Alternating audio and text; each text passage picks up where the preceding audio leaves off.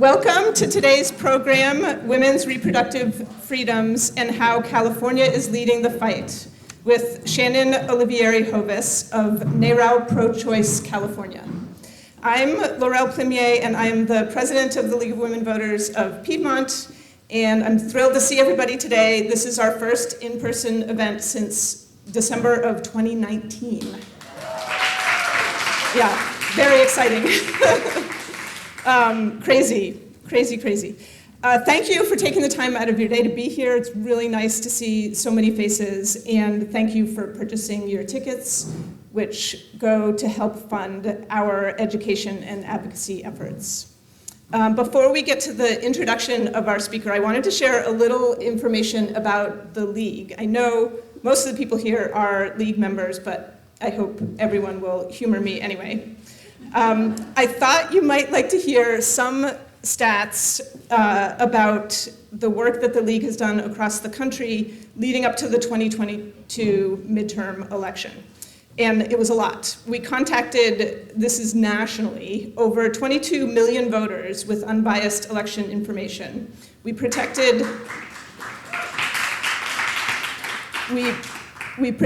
over 17 million voters through our legal action. And locally here in Piedmont, our league held 9 different candidate forums, which for us is a lot, for local candidates. And that engaged almost 5,000 voters locally. And we also put on a mock election at the high school, which is the first time we've done that in a long time, and that helped to engage young voters and future voters. And all of these efforts contributed to the second highest turnout rate for a midterm election in over 50 years.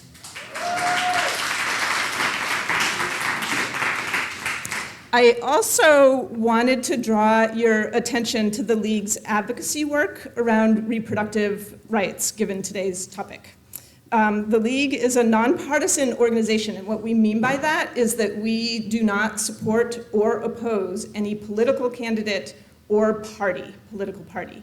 But it doesn't mean that we're not political. We are very political, and we take positions on policy topics. We hold many positions at the local, state, and national level, and we rely on those positions to advocate. The LWV of the United States adopted their position on reproductive choices in 1983, and they have advocated for pro-choice policy since that time, including filing an amicus brief in numerous legal cases, including the Dobbs case, which I'm sure we're all familiar with, that challenged a 15-week abortion ban that was passed by the Mississippi State Legislature. The day that the Dobbs Supreme Court decision was published, we were at our national convention in Denver, and all the League delegates from across the country adopted almost unanimously a resolution on abortion that read, "The LWVUS supports the rights of women and those who can become pregnant to self-determination related to and including, but not limited to, bodily autonomy, privacy, reproductive health, and lifestyle choice."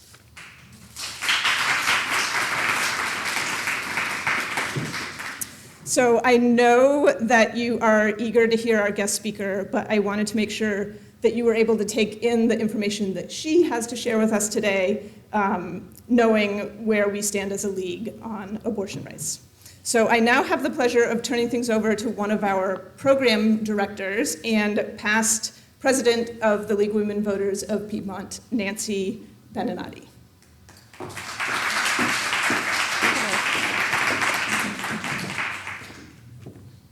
Hi, it's so nice to see you all. The last time that we were here for lunch, I was your president, so it's great to be your program director now. It's my great pleasure to introduce Shannon Olivieri Hovis. The middle name is not her maiden name, and I knew her as Shannon Hovis, but I'm so happy for her and her family, which is growing rapidly. Shannon is a policy expert and political strategist who spent her career fighting for civil rights. She joined NARAL Pro Choice California as the assistant director in July of 2018 and became the director in April of 2019. Shannon worked previously at the California Department of Justice with me in the Civil Rights Enforcement section, and also as a senior policy advisor to then Attorney General Kamala Harris. Shannon has also served as a senior legislative assistant in the California legislature to Assembly Member Raul Bocanegra. She served as the government affairs in government affairs for Sacramento Mayor Kevin Johnson, and as a field organizer with Organizing for America to help deliver Nevada in 2012.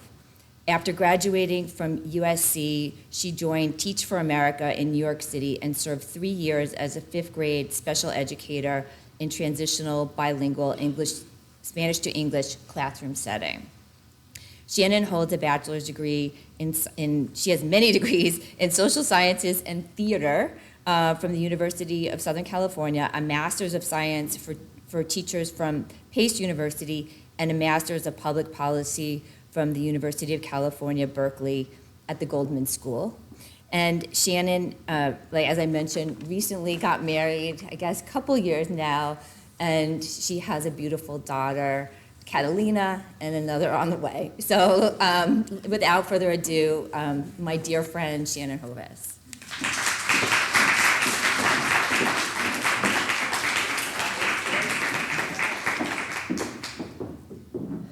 I love it.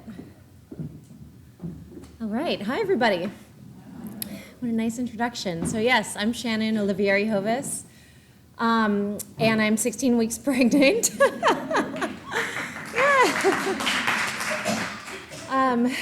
And I was thinking as I put on my heels today, I was like, how much longer are these gonna last? Like, I have like maybe 4 more weeks in me.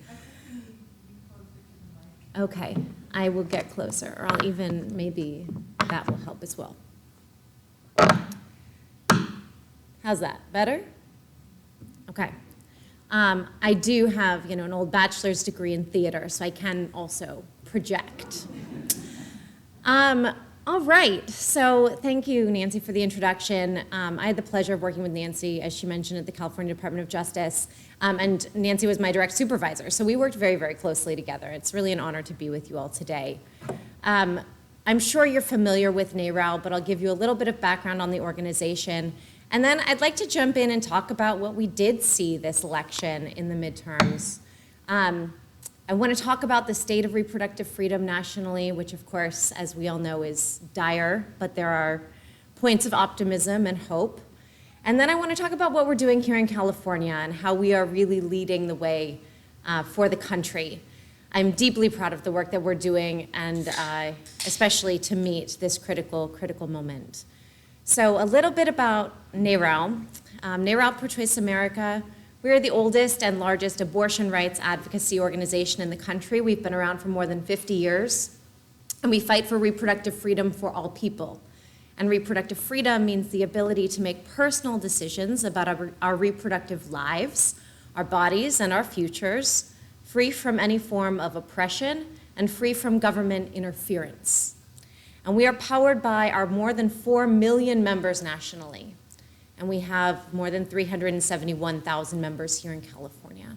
I've been with the organization for, going on 5 years now, 4.5 years. And I'm really proud of the work that we're doing. We've grown tremendously, as you can imagine, over the last 5 years, really. In California alone, when I started, we had about 200,000 members, a little over that, 230,000. And now we have, as I mentioned, more than 370,000. So this election, we were all sort of holding our breath to see, would the Dobbs decision, would the overturning of Roe v. Wade by the Supreme Court really affect how voters turned out this election? And we can say with real confidence that it in fact did.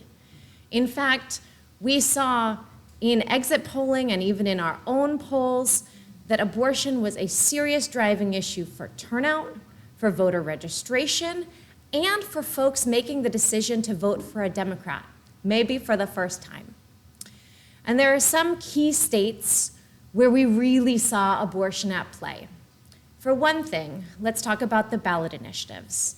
So this year, since the Dobbs decision came down, 6 states took action on abortion-related ballot initiatives. 3 of those initiatives were affirmative: California, Vermont, and Michigan, to enshrine the constitutional right to abortion in our state constitutions. All of those were successful. But even in these very red states, Kansas, Kentucky, and Montana, where they introduced anti-choice ballot initiatives, where they tried to say there is no constitutional right to abortion, where they tried to say, where they tried to make it possible for abortion bans to go into effect, the voters rejected those, even in the reddest of states, right? So what we are seeing and what we have long known is that public opinion is overwhelmingly on our side on this issue, that the vast majority, 8 in 10, is what we consistently see. 8 in 10 Americans support the legal right to abortion. That does not necessarily mean that they would choose abortion for themselves, but they do not believe that anyone else has any business making that decision other than the person, with their faith, their family, the consultation of their provider. The government has no business being involved in that decision. And I think one of the big lessons that we learn through these ballot initiatives is the importance about how we talk about this issue, which we've known for a very, very, very long time. But the issue of freedom, that this is an issue of fundamental freedom, has resonated, and we've seen that resonate across states and even in the reddest places like Kansas. If you have some spare moments this weekend, I highly recommend looking up some of the ads that went out in Kansas, in Kentucky, to fight these anti-choice ballot initiatives there, and how they really use this freedom frame, is what I will call it. And I'll digress here for a second to talk about this. Even at NARAL, where pro-choice is in our name, we really don't linger on the pro-choice aspect of this these days, because pro-choice gets into an identity frame. And there are actually many folks who identify as pro-life. They wouldn't choose abortion for themselves. They don't know that they would feel comfortable with somebody in their family doing it, but they still support reproductive freedom. And so it's a really important distinction that we actually start to talk about this with a freedom lens, that is what is resonating so much with people, and we've seen that across these states. So obviously we know that when abortion was specifically on the ballot, we were victorious, and we are 6 for 6. But ballot initiatives are expensive, as I'm sure all of you are very aware. So this is not going to be the panacea to solve this issue across the country. Not to mention only 21 states or something like that actually have this form of direct democracy in any case. So we had to see that there was actually going to be support for candidates who supported reproductive freedom, who support reproductive freedom this election cycle. And we saw that too. So a couple states I'll talk about where NARAL was really involved. In Michigan, Michigan's a really prime example. Abortion was specifically on the ballot with their constitutional amendment, but it was also on the ballot with re-electing Governor Gretchen Whitmer. She's been a stalwart champion for reproductive freedom, and she was in a really close and contested race. Now, they also, not only did they re-elect Gretchen Whitmer, they also flipped both houses of the state legislature from anti-choice legislatures, houses, to both being now supporters of reproductive freedom. So Governor Whitmer actually has something to work with to continue to ensure that they can protect access there. In a state like Pennsylvania, where, again, abortion rights were on the ballot by proxy, they had a tight governor's race, an open governor's race. Well, they elected Governor, now-elect, Josh Shapiro, who also is a strong champion for reproductive freedom. And he's a critical backstop because they have had a severely anti-choice legislature that is trying to ban abortion, but they've had a governor for the last several years that's been able to stop that from going into effect. So again, Of course, and we saw the flip of the US Senate seat with John Fetterman, when it has really mattered and counted, we are seeing, even in these tight races, the reproductive freedom can really tip the scale and tip the balance. Arizona is a really important state, and it's a really important state for California. Not only did we win that governor's race, which is really phenomenal, especially because they, again, have a really severely gerrymandered but anti-choice legislature, holding on by razor-thin margin in both houses, but nonetheless, they've maintained control. So the governor's shop there is critical. They have a 15-week abortion ban in effect in Arizona. Right now, the attorney general race in Arizona is too close to call. But the attorney general there has been trying to resurrect a pre-Roe ban on abortion. It's actually from the 1800s. And it's a relic. It's from before Arizona was even a state, okay? And yet they are trying to get this total ban on abortion into effect. In fact, it has been in effect at times, as the sitting attorney general there has tried to put it forward in the courts and defend it in the courts. Arizona, like many places across this country, has had this incredible push and pull of not knowing when they can access care and when they can't, because a 15-week ban is in effect, a total ban is in effect, none are in effect, and it's a day-by-day shifting landscape, right? Completely full of turmoil for anybody who's living there and needs to access care. So if we actually win that attorney general's race, this is critical because Chris Mays would in no way try to ensure, she would protect against making sure that that total ban on abortion went into effect. She would do everything in her power to prevent it from going into effect. We don't think oftentimes about the role of the attorney general, but this cycle, NARAL was really focused on how we can make a difference with how we are electing attorney general, because even if you lose the legislature, both houses, even if you lose the governor's office, if you have an AG that will not defend a ban on abortion in the courts, you can actually create a real difficult system to have that ban ever go into effect. I'll give you a really specific example of how we saw that play out in California. When Prop 8 was passed in California, Kamala Harris would not defend it in the courts as the attorney general here. Of course, Obergefell has now taken precedence, and we have a national protection for marriage equality, which also is at risk, but the role of the attorney general really cannot be overstated. The last state that I think is worth looking at where we are very active is Nevada. In Nevada, we lost the governor's seat. That was really pretty heartbreaking. There are a lot of reasons for it. But we were able to retain Senator Cortez Masto's seat. We were able to retain a reproductive freedom majority in both houses of the state legislature. And really, again, Nevada is one of these places, like California, that continues to have to be a backstop for folks. And Nevada butts up against Utah. And they are building clinics on the eastern side of Nevada to ensure that people can actually get care as close as possible. So what we've been put into with the Dobbs decision is really this patchwork. And I should say, we were already living in a patchwork. I want to be really clear about that. Even before Roe v. Wade fell, there were a handful of states where only a single abortion clinic stood, right? And that is not meaningful access to care. Think about a state like Montana, if they only have one abortion clinic, right? So we need to recognize that we had a patchwork quilt of access before Roe fell. Roe was not cutting it.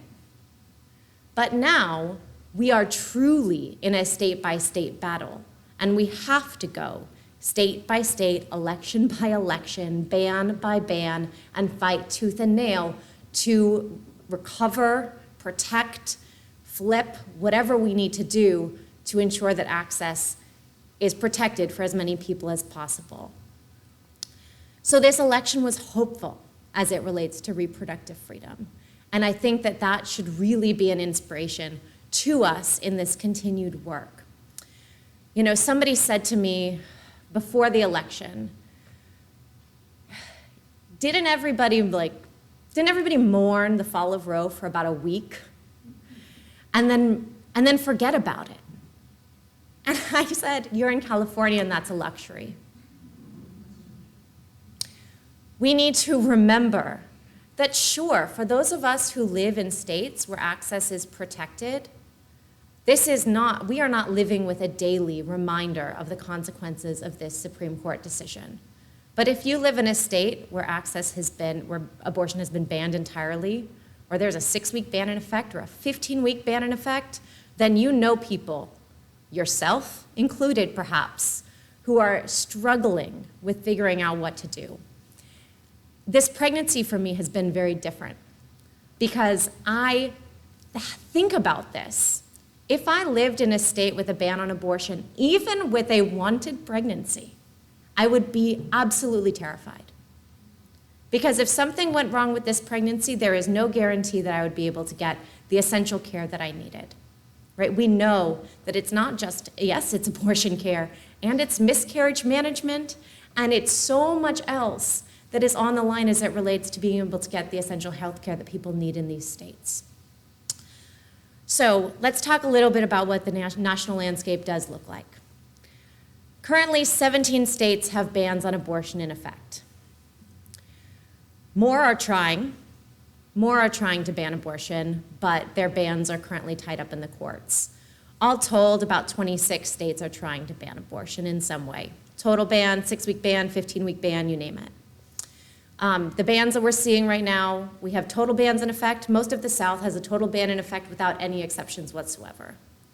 But even if there are exceptions for rape or incest, we know that oftentimes people aren't actually able to get the care for those exceptions because clinics have stopped being able to provide abortion care altogether. They still have to go out of state.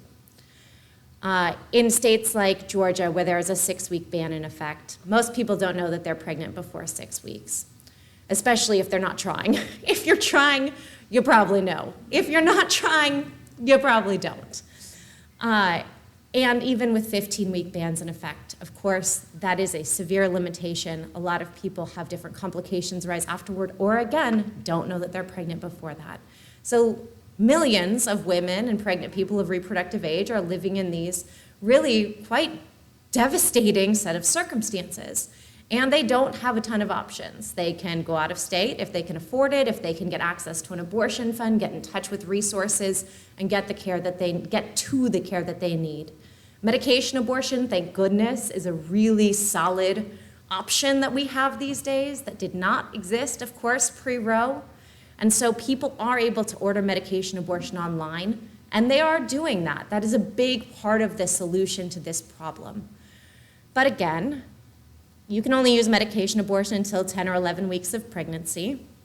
And so you may not know that you're pregnant by that point either. Or complications may arise after, right? We know that there are so many different circumstances. And for people who cannot get out of state, cannot access medication abortion, do not have resources at their disposal, people are being forced to carry unwanted pregnancies. That is a reality of the environment that we live in, no question whatsoever. So, in California, it's interesting. Many folks, I think, even when the Supreme Court took up the case, still thought, well, they won't overturn Roe. They won't possibly do this. Even when they let Texas essentially overturn Roe over a year ago in September with their 6-week ban on abortion and allowing Texas's 6-week ban with a vigilante enforcement system to go into effect. Even after that, many people thought, but they surely won't overturn Roe. Even after the draft majority opinion came out, I had people call me and say, okay, I'm panicked, but they're really not gonna do this, are they? I mean, they can't possibly do this. And the reality is that we need to be more astute to some of the signs.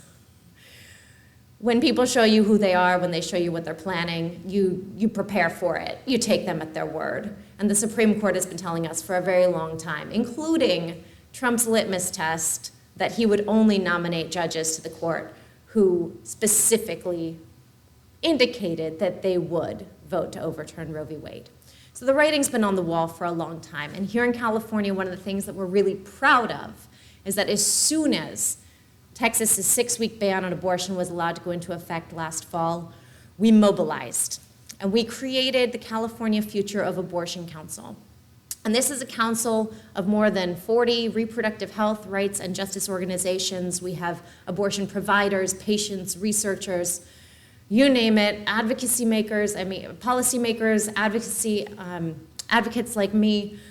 We are a very comprehensive group of folks, and we pulled together this Future Abortion Council to really dig into California and understand what are the persistent barriers here, what does California need to do to prepare for a post-Roe world, how do we ensure that we are actually equipped to meet this moment. A lot of people say to me, you run California, but what is the work in California? Before the fall of Roe, 1 in 4 healthcare facilities in the country that provides abortion care were located in California. Before the fall of Roe. So now, as clinics have been forced to stop providing care all across the country, you can imagine how that proportion is increasing exponentially. So what do we make up now, 1/3? More than that of all healthcare facilities in the country that provide abortion care?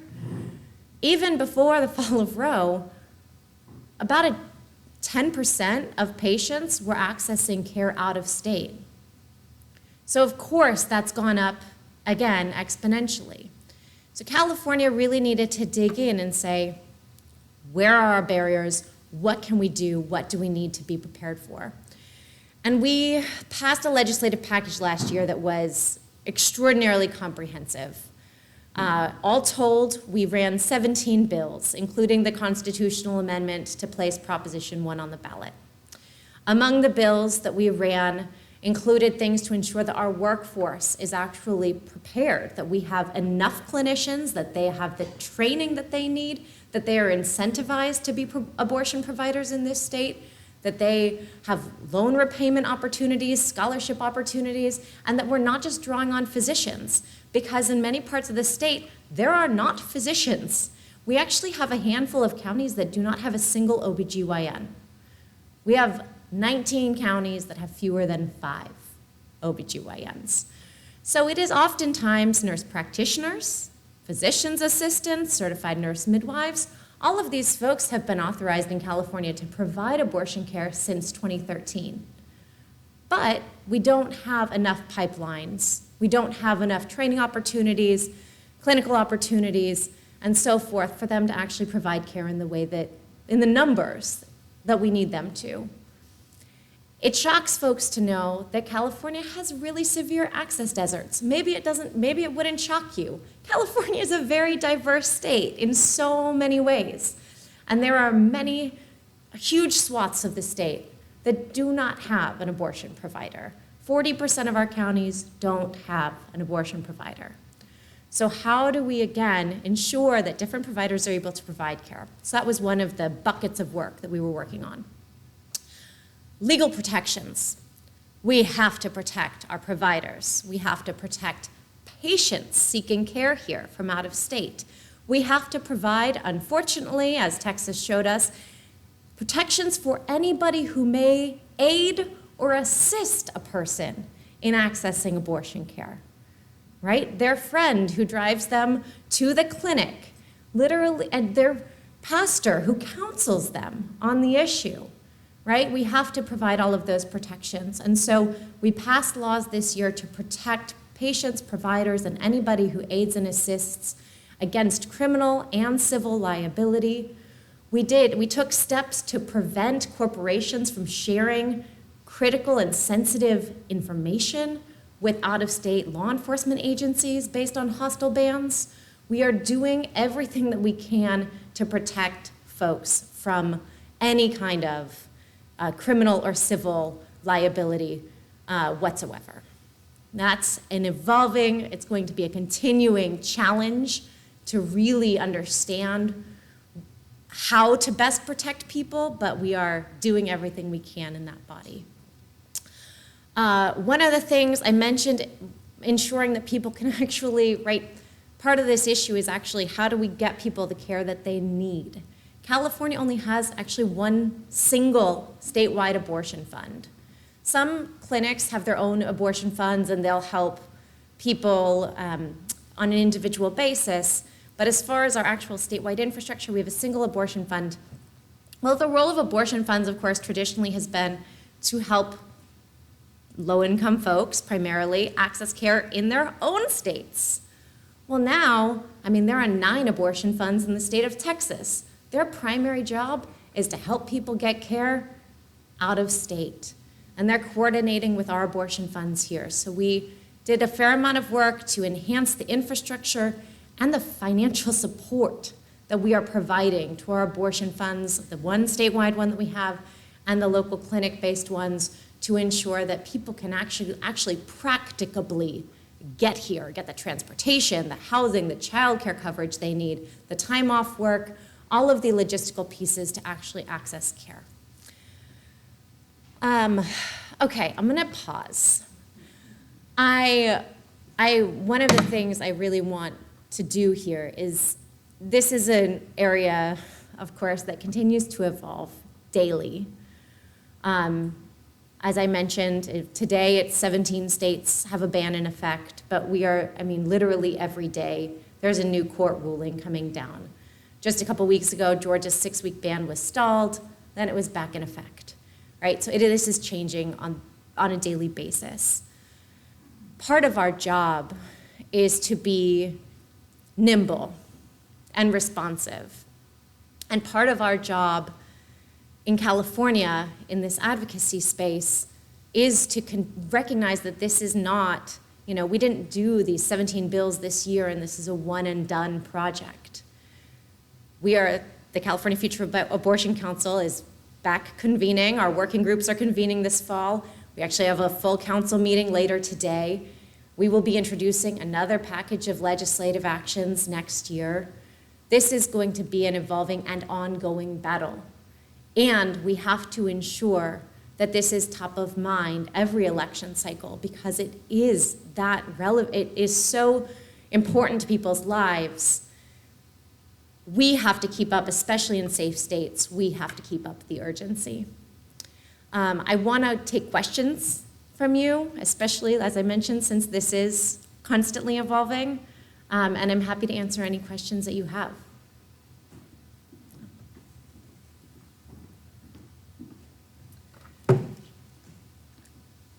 Thank you. We have a microphone and we will pass it around to folks with questions.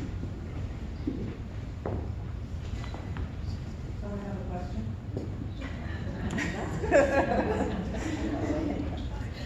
So I understand some states who have banned abortion are also preventing medical schools in their states that are to receive state funding from teaching the procedure. Are you sort of system for getting those med students over here where it's legal so they get some training in that area? It's a really important question. So yes, you're correct that a lot of the medical schools are in states where abortion has been banned are being prohibited from teaching how to provide it. So I'd say we're in the nascent stages of sorting out all of that, especially, but yes, our universities in states like California are trying to figure out how to accommodate, make sure that people can get trained up.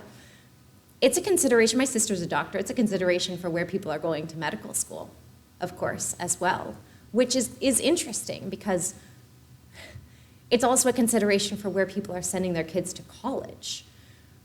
I'll be curious to see if some of as we see these effects continue to really spread throughout all the different aspects of our society, the role that colleges and universities actually play in helping to solve this problem, because they experience so many issues and hardships, frankly, some of them financial hardships, based on the fact that people won't go there, can't get the training that they need, and they're losing money. But I don't think that we've remotely solved that issue.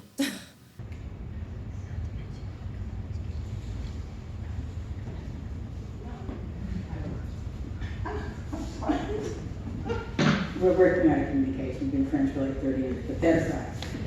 My name's Lois Lauren, and I really appreciate the work that you've done. I have a question about the impact of these restrictions on black women in this state, because there's no question Mississippi and some of the other places that I've chosen not to visit just don't honor that at all. I have had 5 pregnancies, 2 abortions, a stillborn, a miscarriage, and the 33-year-old that you guys know I just adore. So this is really important. We have to talk about racial disparities across the board. I mean, and it is no mystery that in California and in other states, the people who are getting most hardly, dramatically hit by these bans on abortion are women of color, people of color, and especially Black and Hispanic. One thing I think is worth noting is that the states with the worst maternal mortality rates in the country are also the states that are racing the fastest to ban abortion, the states the most likely to have a ban on abortion in effect. So it's not safe to be pregnant there, period. But it's less safe to be pregnant there if you're Black, certainly. Georgia is a really prime example of this. But California, we can't say that we've done all our work, because we have among the lowest maternal mortality rates in the country. But among Black women, they are still 3 to 5 times more likely to die in a pregnancy-related death than their white counterparts. It's not acceptable. To that extent, UCSF actually now has a focus on maternal and child health with respect to Black women. And I was interviewed by them 33 years ago because of my situation. And I was married, home, and so it's like all the things are supposed to be standard so you can have a settled pregnancy. I had all that, and it still didn't matter. Yeah, thank you for the question. It's an issue that we've worked on a fair amount in California too, and we'll continue to work on. In 2020, I'm trying to think, okay, so in 2021, we ran the California Momnibus, SB 65, which was a pretty comprehensive bill really geared toward addressing disparities within our maternal health system. We also have been really looking at specifically, I mean, we're now requiring actual bias training and more comprehensive training for perinatal providers because of legislation that we passed working with Black Women for Wellness and others in 2020, because we do know that bias is one of the factors at play in unequal access to quality care. Yeah. Okay, my question, first of all, I wanted to thank you. That was a little closer to me, okay. That was a wonderful talk. Thank you. It was very insightful. It was well detailed and well organized, and I really appreciated it. And I think I've heard little mumbles of other people saying the same thing.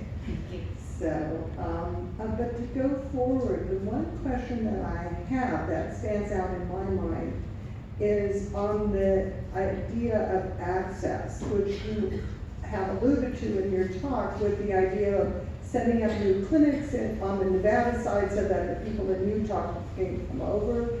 And I know that Newsom here in California set up that fund so that it allows the payment of the travel expenses, but as you've also included for people of color, minorities, they don't have the luxury of even taking the time off of work to gain access.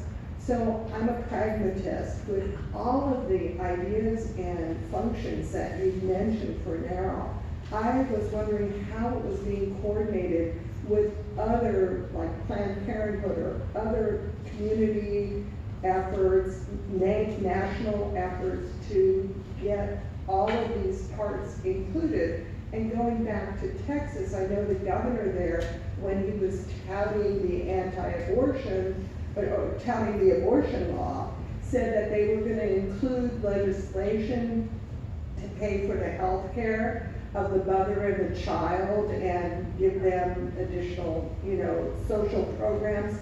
I'd love to know how that's going to be followed up.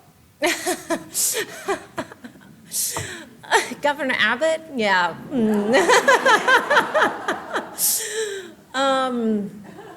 Okay, so I think first, to your first question, there is really incredible coordination going on across the states right now. I mentioned abortion funds. Abortion funds the national network of abortion funds has been a network for a long time, and they've coordinated their work for a long time, even though their primary function has been to help people access care in their own state. They've been in a really strong position to pivot that work, to coordinate with each other to help folks get care out of state. So they are doing really heroic work to do that, and there are more than 80 of them all across the country. Like I said, we only have one statewide one in California, but a state like Texas has 9. So that is the first shop as far as really the coordination to get people the practical, logistical support that they need to get the care that they need. And then NARAL is obviously a national organization. Planned Parenthood's a national organization. We are active in every state, and we are, one of the things that we're doing, even more so, especially the California Future Abortion Council is increasingly working with a lot of our counterparts. Other states are interested in creating future abortion councils like we have, and we were able to kind of create a blueprint for that last year because we got out ahead of this. We did it before the Dobbs decision came down. We have many other states coming to us saying, we're thinking about forming this council. They're already we put out a public report last year with 45 policy recommendations for how states can really shore up their protections. And so many states like ours were using that report already as a blueprint this year in the legislation that they ran and passed. I mean, many other states were able to pass some bills that were quite similar to ours because we put that out ahead of time. But we are talking about how we coordinate across and use institutions like DAGA, the Democratic Association of Attorneys General, how we're using even the Secretary of State's associations, how are we using different entities to continue some of this coordination. You'll see Governor Newsom has done a lot of coordination with the Oregon governor and Washington governors. How do we continue to encourage that kind of thing at our leadership levels? So I would say there's a lot going on across the different levels of coordination. It's imperative, and it's only going to become more and more imperative. So I have a question. Yeah, great talk, second that. I think, I wondered if you could talk about what you're working on the area of privacy. Like we've talked about, I've heard women are deleting their pregnancy tracking apps, the whole, like if you look at that Indiana woman who performed the abortion on the 10-year-old, her family was being hounded and she's forced. I was curious just the whole notion of privacy protection, especially given that we're, have a lot of high-tech companies in our backyard. What is being worked on there? And I also just wanted to say, yeah, I've been, I think, a NARAL member for since the beginning, but I'm from Kentucky, so I can tell you, yes, it's very truly horrible, and I counsel kids about going to college, and people will say, yeah, do you really want to go there? Do you really want to go to like Texas or Georgia? It's already happening. Thank you. Yeah. Yes, so we have done some work in the privacy realm, including one thing I mentioned, it was actually added really late to one of our bills last year, was an addition of preventing California-based, it's not all inclusive, but many California-based companies from sharing their data with law enforcement based on a hostile abortion ban in another state. We are actually hoping that is viewed much more as a protective measure for these corporations. Facebook might say, we don't want to share this, but we don't really have an option. Well, we are preventing you from doing that, so we've given you the, we've protected you from that. You don't have to comply with those kinds of requests from law enforcement in other states. But the privacy thing, honestly, that is going to be one of the primary areas where we continue to see things evolve. Because what can be used against you is, it's not just, right, it's your period tracking app, it's a Lyft, it's your rideshare app. It's very scary, sort of, when you go down the list of all the things that could be at risk in the privacy space. So I would say we are at the beginning of really tackling that issue. And part of that's just going to be dealing with what we see as it comes.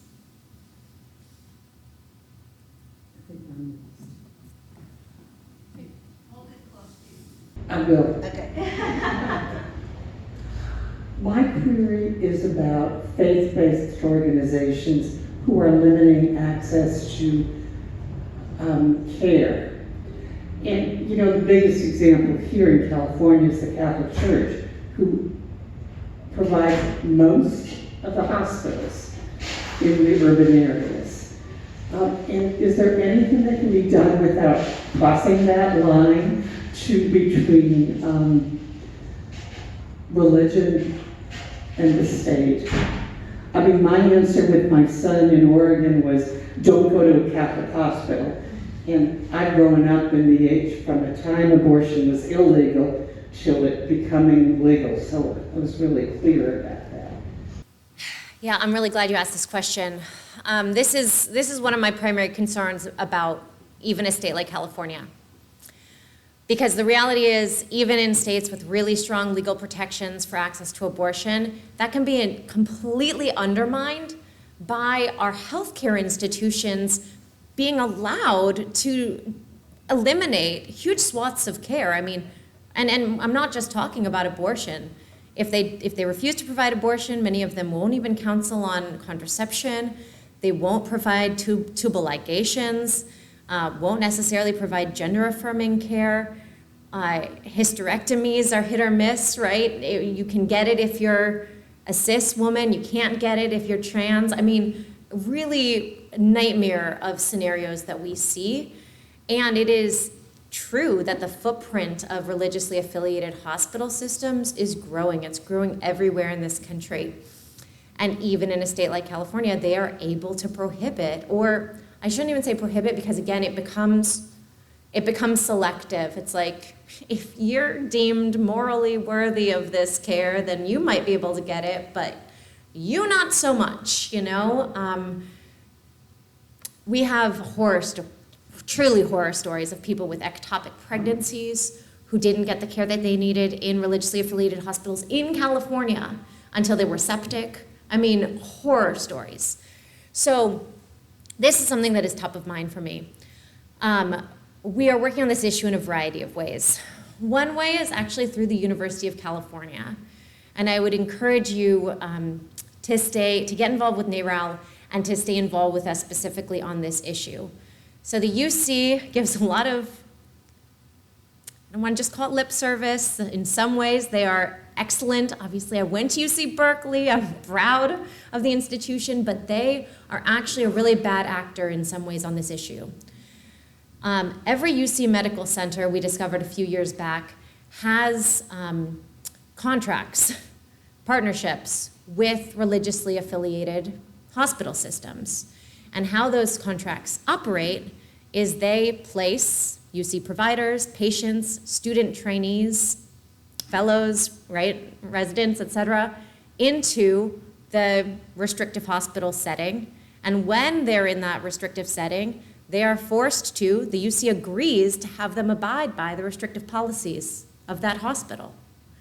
So the UC is essentially promoting, at a minimum, accepting a two-tiered standard of care.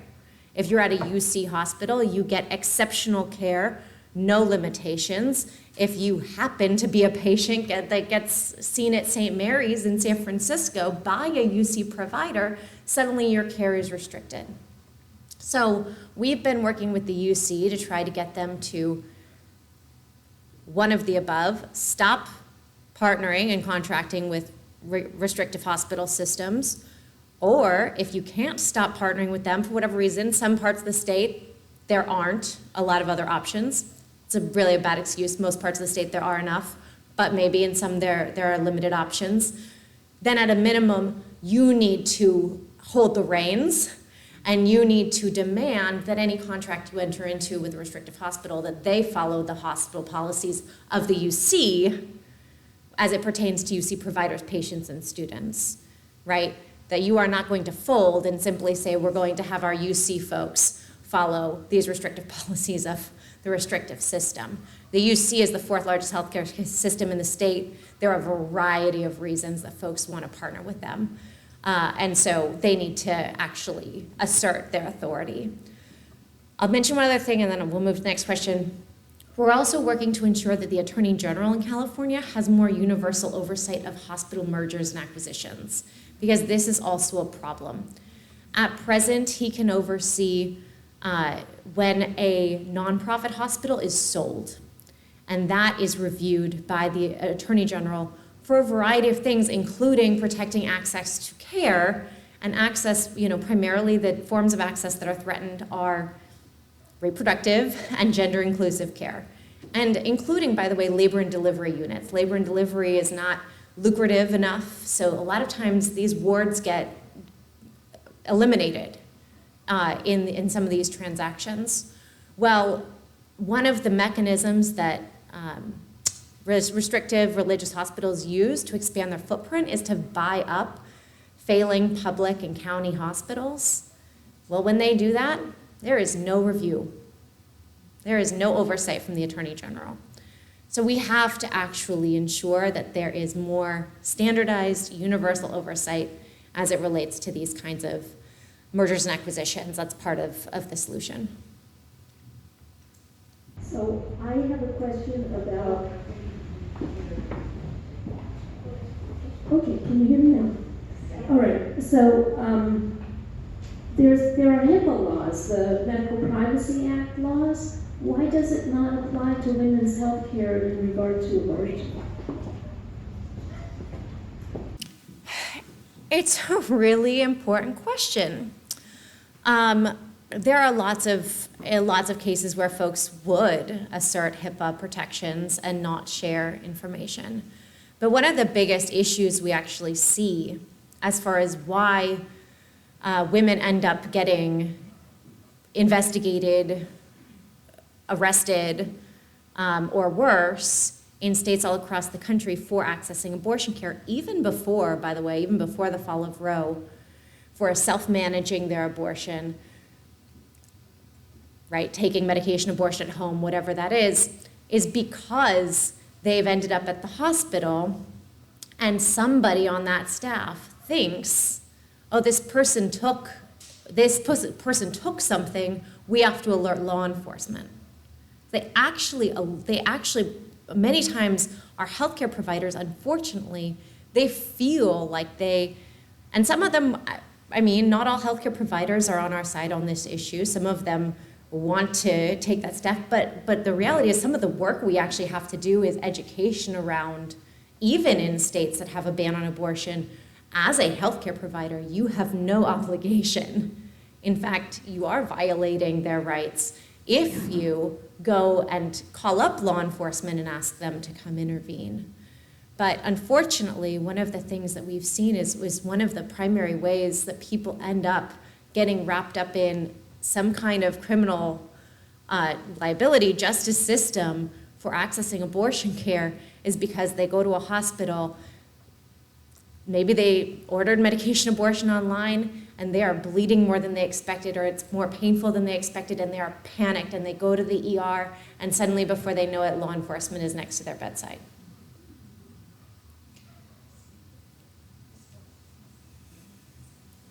Sorry, that was real sad and dark. But it's true. It's actually, it's true, and it's one of the things that one of the areas that we have to continue to do work around. One of the bills we passed this year in California was a bill to specifically prohibit any person in California from being investigated, arrested, prosecuted, or incarcerated related to pregnancy loss, experiencing pregnancy loss, or for accessing abortion care, including self-managing abortion. And it's something I wish we didn't have to run, but even in a state like California, we actually had a DA in Kings County who arrested and prosecuted, well, he didn't arrest, obviously, but he prosecuted 2 women for experiencing stillbirths. And one of them served 4 years in prison. And the Attorney General, Rob Bonta, he's really, really fantastic. Obviously, this is his backyard. But he actually put a bulletin out to law enforcement to say, California laws have never been intended to be used in this fashion, and you are misinterpreting the law.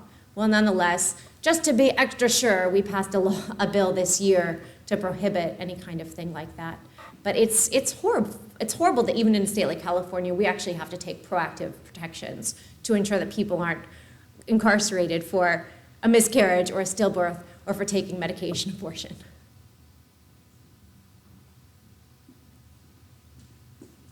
Thank you.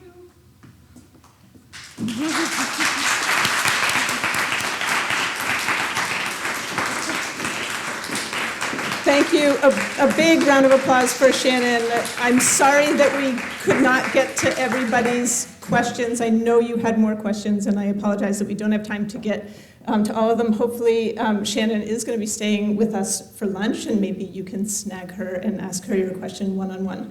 And I think that concludes the speaker portion of the program, and Nancy is going to give us a little bit of send-off. You want me to? Okay, so your lunches are on the back tables. You've probably noticed they are labeled, and the label should match your name tag. So green, which is chicken, is on the left, and the others are on the right-hand side. Enjoy your lunch. There is some seating outside if you feel more comfortable eating outside too. Thank you again.